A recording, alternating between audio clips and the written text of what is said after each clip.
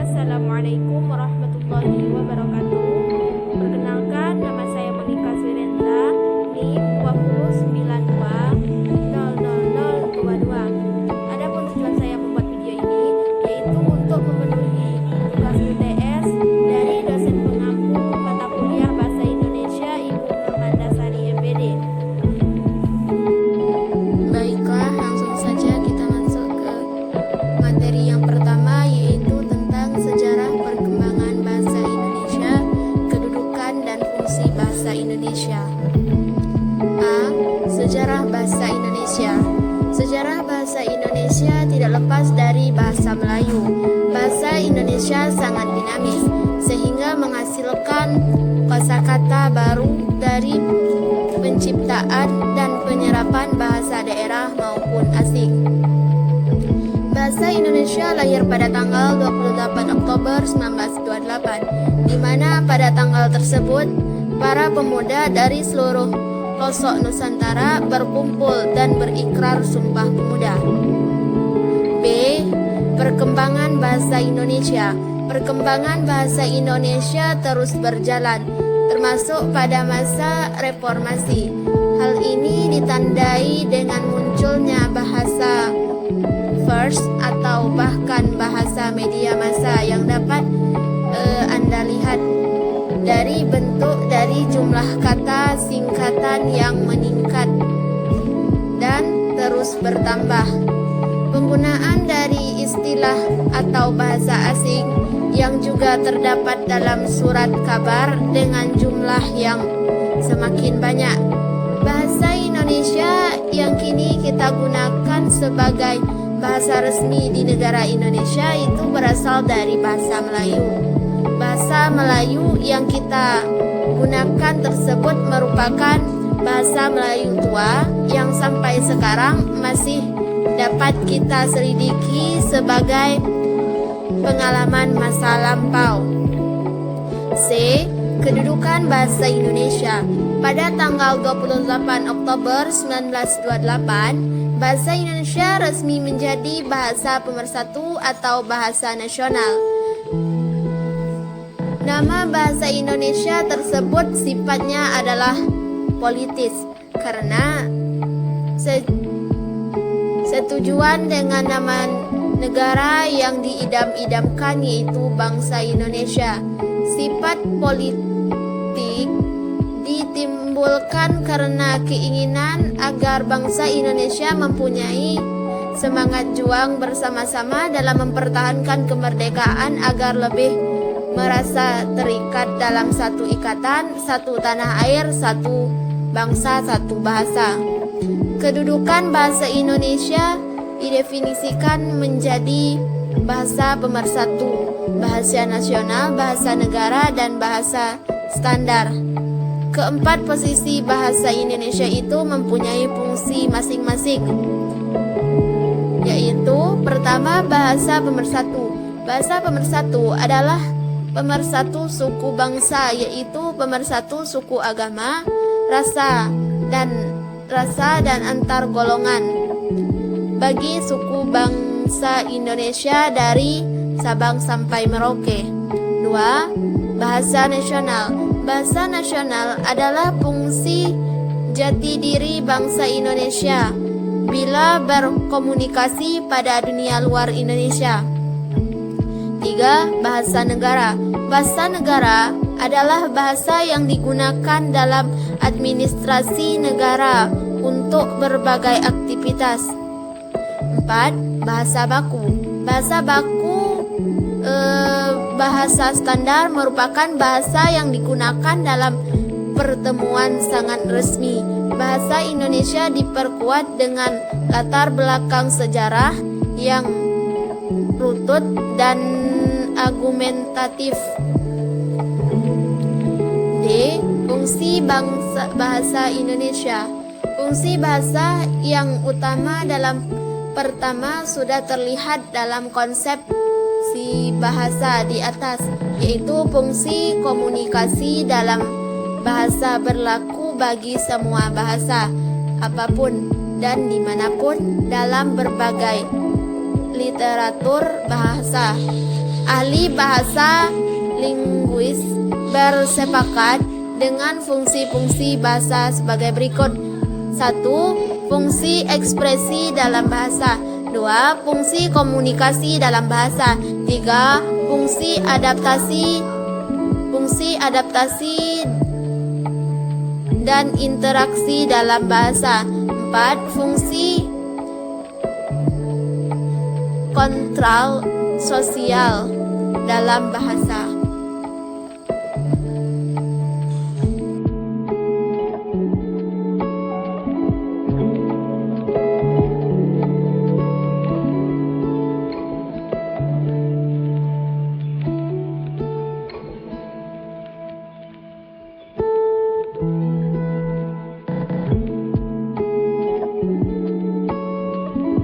Materi yang kedua yaitu tentang ragam bahasa Indonesia. Pengertian ragam bahasa Indonesia. Menurut Desman, ragam bahasa adalah variasi bahasa menurut pemakaian yang berbeda-beda. Menurut topik yang dibicarakan, menurut hubungan pembicara, kawan bicara, orang yang dibicarakan, serta menurut medium pembicara. Pada umumnya, pemakaian bahasa Indonesia digolongkan menjadi dua jenis, yaitu baku dan tidak baku. B. Fungsi ragam bahasa Indonesia. Adapun ragam bahasa Indonesia memiliki fungsi sebagai bahasa nasional. Fungsi-fungsi tersebut adalah menyatukan berbagai bahasa di Indonesia, simbolis kebanggaan nasional, simbol identitas bangsa, pemersatu antar kelompok atau etnis, alat pemersatu adat dan budaya antar daerah. C. Jenis dan ciri ragam bahasa Indonesia. Seperti yang telah kita ketahui, bahwa Indonesia memiliki beragam jenis macam-macam ragam bahasa. Dapat dibedakan karena berbagai faktor. Berikut merupakan macam-macam dari ragam bahasa. Ragam bahasa berdasarkan media dilihat dari media atau sarananya. Bahasa Indonesia dibedakan menjadi dua, yaitu ragam lisan dan tulisan. Ragam lisan bahasa ialah merupakan bahasa yang dihasilkan melalui alat ucap dengan forum sebagai unsur. Dari ciri-ciri dari ragam bahasa adalah: 1. Memerlukan orang kedua teman bicara. 2. Tergantung situasi, kondisi, ruang, dan waktu. 3. Tidak harus memperhatikan unsur gramatikal, hanya perlu intonasi serta bahasa tubuh. 4. Berlangsung cepat. 5. Sering dapat berlangsung tanpa alat bantu. 6. Kesalahan dapat langsung dikoreksi. 7. Dapat dibantu dengan gerak tubuh dan mimik wajah serta intonasi. 2. Ragam tulis. Ragam bahasa tulisan adalah bahasa yang dihasilkan dengan menggunakan tulisan atau rangkaian huruf sebagai unsurnya. Ciri-ciri dari ragam bahasa tulisan yaitu: pertama, tidak memerlukan orang kedua teman bicara. 2. Tidak tergantung kondisi, situasi, dan ruang serta waktu. 3. Harus memperhatikan unsur gramatikal. 4. Berlangsung lambat. 5. Selalu memakai alat bantu. 6. Kesalahan tidak dapat langsung dikoreksi. 7. Tidak dapat dibantu dengan gerak tubuh dan mimik muka, hanya terbantu dengan tanda baca. Dan yang selanjutnya yaitu materi yang ketiga tentang ejaan, penulisan kata, dan unsur serapan. A. Ejaan. Kata ejaan berasal dari bahasa Arab hija, menjadi eja yang mendapat akhiran. Hakikat bahasa adalah bahasa lisan. Ejaan merupakan kaidah yang harus dipatuhi oleh pemakaian bahasa demi keteraturan dan kesenangan bentuk, terutama dalam bahasa tulis. Ejaan mempunyai fungsi-fungsi yang sangat penting. fungsi-fungsi ejaan yaitu sebagai berikut. 1. Sebagai landasan pembukuan tata bahasa. 2. Sebagai landasan pembukuan kosakata dan peristilahan. 3. Alat penyaring masuknya unsur-unsur bahasa lain ke dalam bahasa Indonesia. B. Penulisan kata. Penulisan kata adalah proses atau cara menulis yang mempertimbangkan unsur bahasa yang diucapkan atau dituliskan sebagai wujud kesatuan, pemersatuan, dan pikiran yang dapat digunakan dalam berbagai sesuai dengan yang disampaikan. Berikut ini adalah sistem penulisan kata. 1. Kata dasar. Kata dasar adalah kata yang belum diberi imbuhan. Kata dasar adalah kata yang menjadi dasar awal pembentukan kata yang lebih besar. 2. Kata depan. Kata depan adalah kata-kata yang secara sintaksis diletakkan sebelum kata benda, kata kerja, atau lainnya. 3. Imbuhan. Kata berimbuhan adalah kata-kata dasar yang mendapatkan imbuhan yang berupa awalan, akhiran, sisipan, dan awalan akhiran. 4. Pemegalan suku kata. Pemegalan suku kata atau persukuan diperlukan apabila kita harus mengenal sebuah kata dalam tulisan jika terjadi pengertian baris. 5. Kata ulang. Kata ulang adalah untuk kata yang merupakan pengulangan kata dasar. 6. Kata majmu adalah gabungan dua buah morfem dasar atau lebih yang mengandung satu pengertian baru. 7. Kata baku dan kata tidak baku. Kata baku adalah kata yang digunakan sesuai dengan pedoman atau kaidah bahasa yang telah ditentukan. Kata tidak baku. Kata tidak baku adalah kata yang digunakan tidak sesuai dengan pedoman atau kaidah bahasa yang sudah ditentukan. C. Unsur serapan. Berdasarkan taraf integrasinya, unsur serapan dalam bahasa Indonesia dapat dibagi atas unsur serapan yang belum sempurnanya terserap ke dalam bahasa Indonesia dan unsur serapan yang pengucapan dan penulisannya disesuaikan dengan kaidah bahasa Indonesia. Materi yang keempat yaitu tentang diksi. A. Pengertian diksi. Diksi merupakan sebuah pilihan kata yang tepat atau selaras di dalamnya.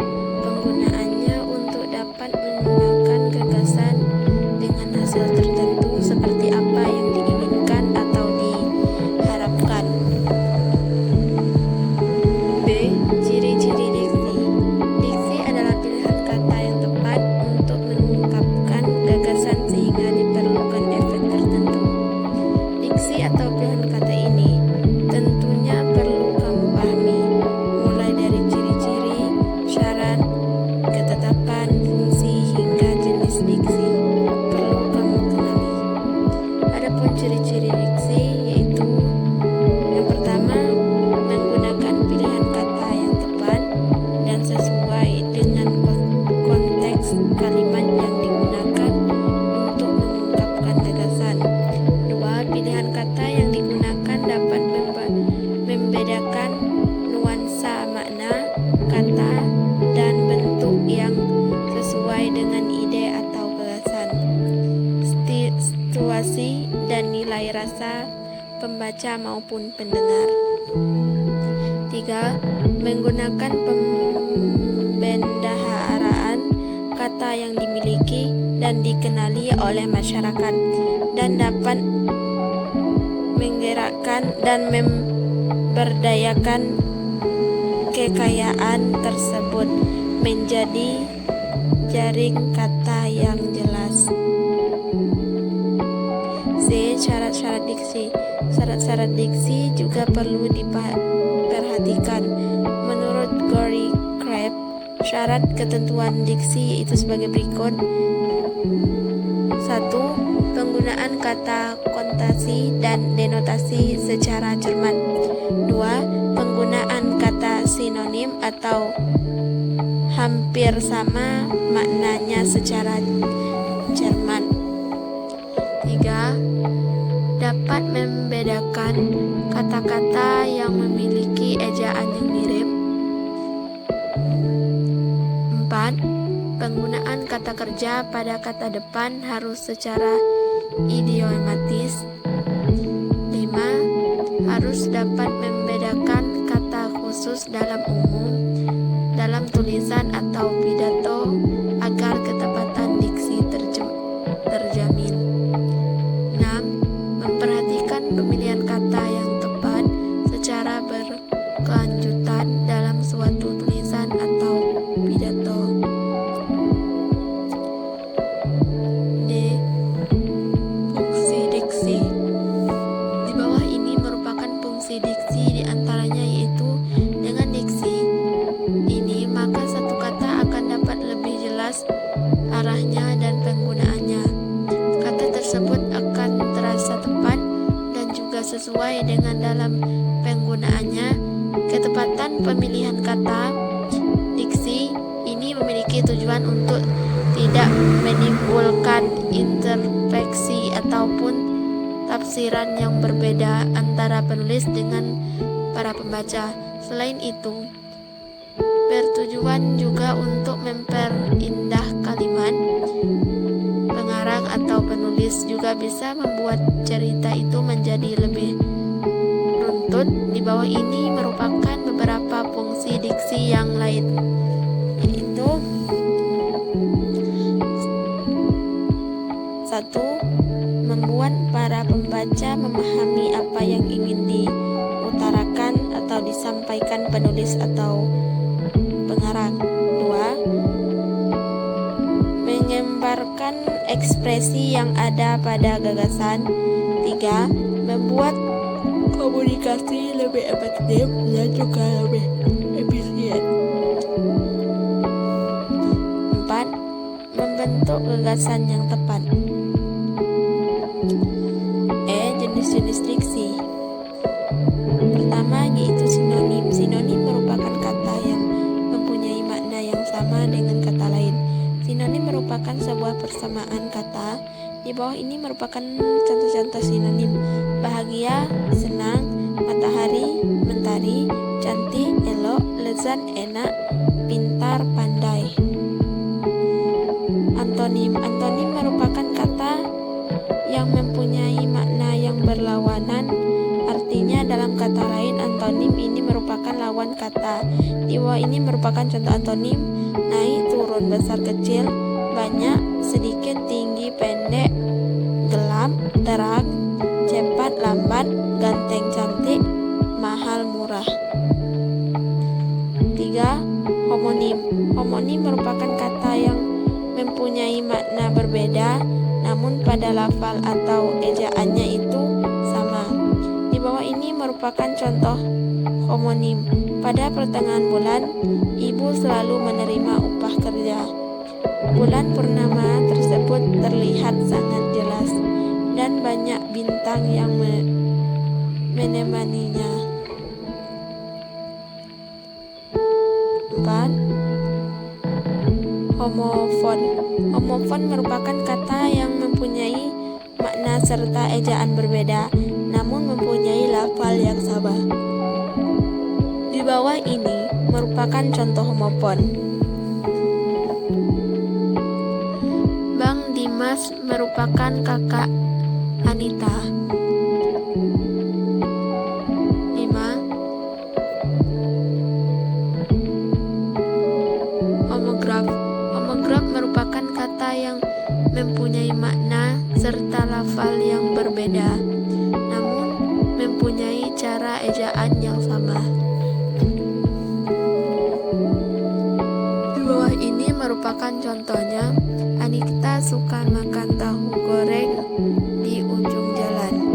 Anita tidak tahu bahwa kalau hari ini hari Rabu.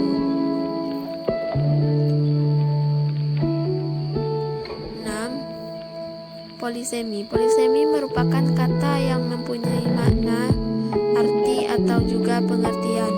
Di bawah ini merupakan beberapa contoh polisemi. Menabung di bank, maka kita akan mendapatkan bunga. Anita merupakan bunga desa di kampung ini. Bunga mawar putih itu sangat indah. Nama sahabatku adalah Bunga. 7. Hepernim dan hiponim.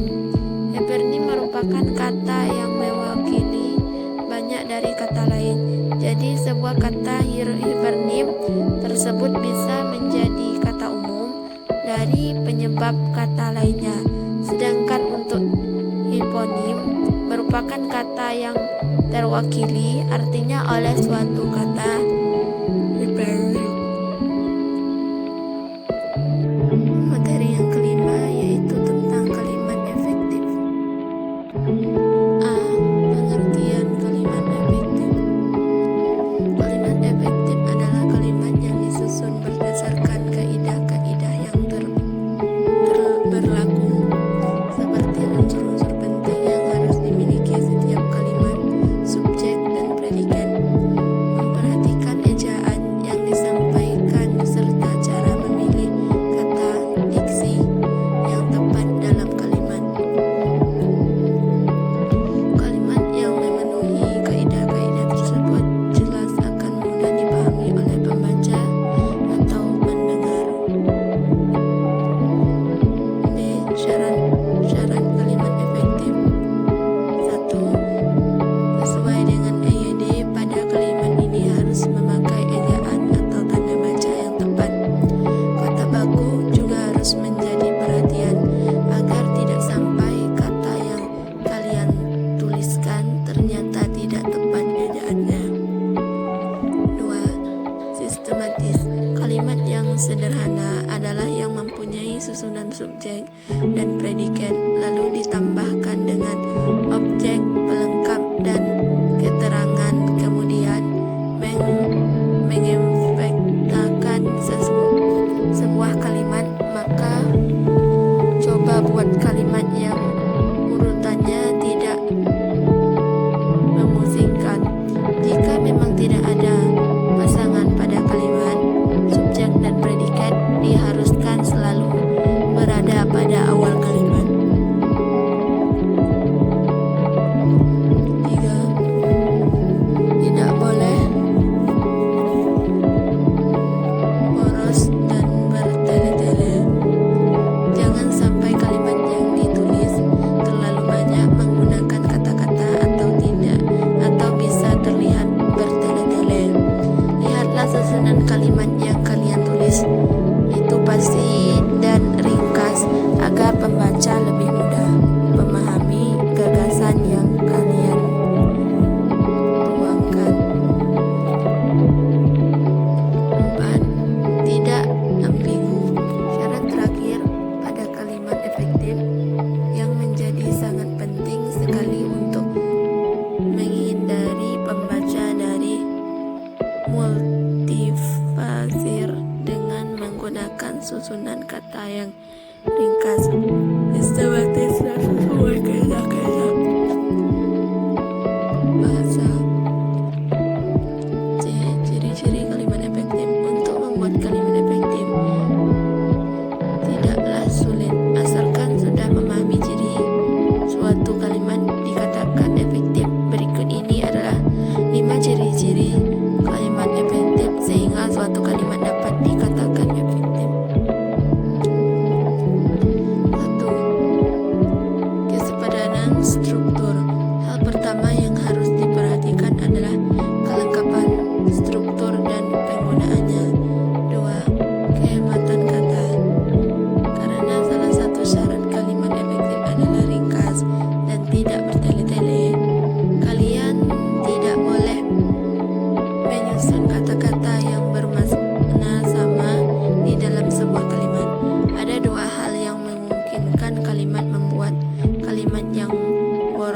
sehingga tidak efektif. 3. Kesejajaran bentuk. Ciri-ciri yang satu ini mengangkut soal imbuhan dalam kata yang ada di kalimat sesuai kedudukannya pada kalimat itu. Pada intinya, kalimat efektif haruslah berimbuhan paralel dan konsisten. 4. Keterangan makna. Tidak selamanya subjek harus diletakkan di awal kalimat. Namun memang peletakan subjek sebenarnya selalu mendahulukan predikat. Akan tetapi dalam beberapa kasus tertentu kalimat bisa saja meletakkan keterangan di awal kalimat untuk memberi efek pengesan. 5. Kelogisan kalimat. Ciri-ciri kalimat efektif terakhir yang amat krusial menyangkut kelogisan kalimat yang kalian buat. Assalamualaikum warahmatullahi wabarakatuh. Perkenalkan, nama saya Monika Swirenza, NIM 209200022. Adapun tujuan saya membuat video ini yaitu untuk memenuhi tugas UTS dari dosen pengampu mata kuliah Bahasa Indonesia Ibu Nurmandasari MPD. Cukup sekian video dari saya. Adapun salah kata ataupun salah penjelasan, saya mohon maaf. Saya ucapkan terima kasih. Wassalamualaikum warahmatullahi wabarakatuh.